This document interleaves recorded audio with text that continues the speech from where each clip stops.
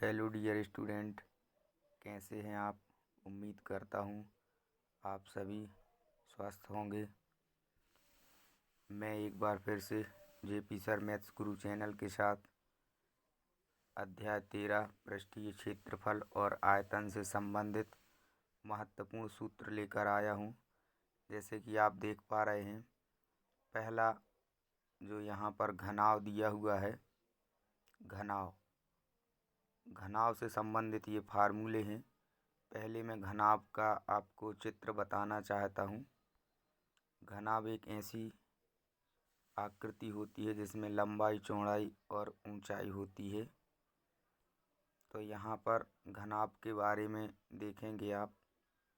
घनाभ का जो आयतन होता है, लंबाई गुणित चौड़ाई गुणित ऊंचाई, जिसे एल, बी और एच के नाम से जाना जाता है। एल जहाँ पर लेंथ, बी ब्रीथ और एच हाइट होता है। उसके बाद घनाभ का संपूर्ण पृष्ठीय क्षेत्रफल बराबर होता है 2 ब्रैकेट के अंदर l b plus b h और प्लस एच एल। अगला जो तीसरा है घनाभ का वक्र पृष्ठीय क्षेत्रफल। तो घनाभ का वक्र पृष्ठीय क्षेत्रफल बराबर होता है 2h ब्रैकेट के अंदर एल प्लस बी। अगला जो फार्मूला है घनाभ का विकर्ण। घनाभ का विकर्ण निकालने के लिए हम root of l square plus b square plus h square के फार्मूला से निकाल सकते हैं। अब बात करेंगे हम घन की। घन जो होता है, घन की सभी भुजाएं बराबर होती हैं। इसकी प्रत्येक भुजा को ए से प्रदर्शित किया जाता है। तो यहाँ पर घन के बारे में, घन का जो आयतन होता है ए क्यू होता है। उसके बाद घन का संपूर्ण पृष्ठीय क्षेत्रफल, इधर ये 6a स्क्वायर होता है, और घन का वक्र पृष्ठीय क्षेत्रफल बराबर 4a स्क्वायर होता है। घन का विकर्ण √3 इंटू भुजा होता है। उसके बाद चर्चा करेंगे हम बेलन की। ये बेलन का यहाँ पर चित्र आपको दिया है, जिसमें r रेडियस है और h ऊंचाई है। तो यहाँ पर बेलन से संबंधित फार्मूले देखेंगे। बेलन का आयतन पाई आर स्क्वायर h होता है।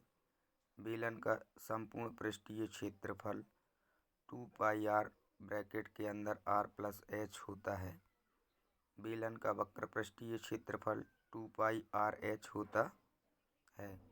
उसके बाद चर्चा करेंगे हम शंकु की। ये शंकु का यहाँ पर आप चित्र देख पा रहे हैं। आर रेडियस है, जिसे त्रिज्या के नाम से जाना जाता है। एच इसकी ऊंचाई है, और एल जो है वो त्रिज्यक ऊंचाई कहलाती है। तो यहाँ पर शंकु का आयतन होता है 1/3 पाई आर स्क्वायर एच। शंकु का संपूर्ण पृष्ठीय क्षेत्रफल पाई आर ब्रैकेट के अंदर एल प्लस आर होता है, और शंकु का वक्र पृष्ठीय क्षेत्रफल पाई आर एल होता है। त्रिज्यक ऊंचाई एल बराबर root of h square plus r square होता है। उसके बाद हम चर्चा करेंगे इधर गोला आयामी आकार, जैसे क्रिकेट बॉल, फुटबॉल इत्यादि को गोला कहते हैं। तो यहाँ पर गोले में एक त्रिज्या होती है, और गोले का जो आयतन होता है वो 4/3 पाई आर क्यू होता है। गोले का पृष्ठीय क्षेत्रफल 4 पाई आर स्क्वायर होता है। अब हम बात करेंगे अर्धगोले की। जब एक गोले को काट दिया जाता है तो आधा जो हिस्सा बचा रहता है उसे अर्धगोला कहते हैं। इस प्रकार ये दिया हुआ है।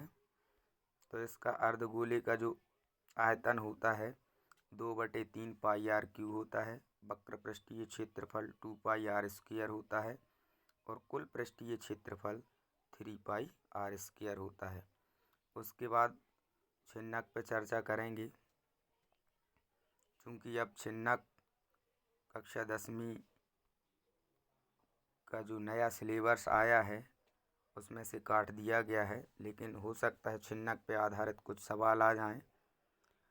छिन्नक जब एक शंकु के आधार को समांतर काटा जाता है तो उस कटाव से नीचे आधार तक के भाग को शंकु का छिन्नक कहते हैं।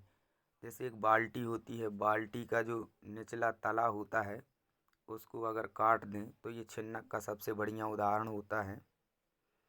तो यहाँ पर जो त्रिज्यक ऊंचाई होती है उसे एच से प्रदर्शित करते हैं। ऊपरी त्रिज्या को स्मॉल आर से और आधार की त्रिज्या को कैपिटल आर से प्रदर्शित किया जाता है। एल बराबर root of h square plus r square, capital वाला आर और माइनस स्मॉल आर, और इसका वर्ग होता है, ब्रैकेट के अंदर ये रहता है। और इसका जो आयतन होता है 1/3 पाई एच, ब्रैकेट के अंदर capital R square plus small r square plus R और स्मॉल आर, ब्रैकेट बंद। इसका जो वक्र पृष्ठीय क्षेत्रफल होता है पाई एल, ब्रैकेट के अंदर आर प्लस आर होता है, और कुल पृष्ठीय क्षेत्रफल पाई एल, ब्रैकेट के अंदर R plus small r plus pi, bracket start R square plus small r square. तो ये थे पृष्ठीय क्षेत्रफल और आयतन से संबंधित महत्वपूर्ण सूत्र।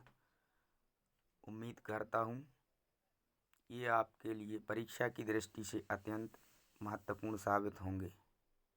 अभी तक अगर आपने मेरे चैनल जेपी सर मैथ्स गुरु को सब्सक्राइब नहीं किया है तो निवेदन करता हूँ इसी प्रकार के वीडियो प्राप्त करने के लिए, देखने के लिए मेरे चैनल को सब्सक्राइब ज़रूर करें।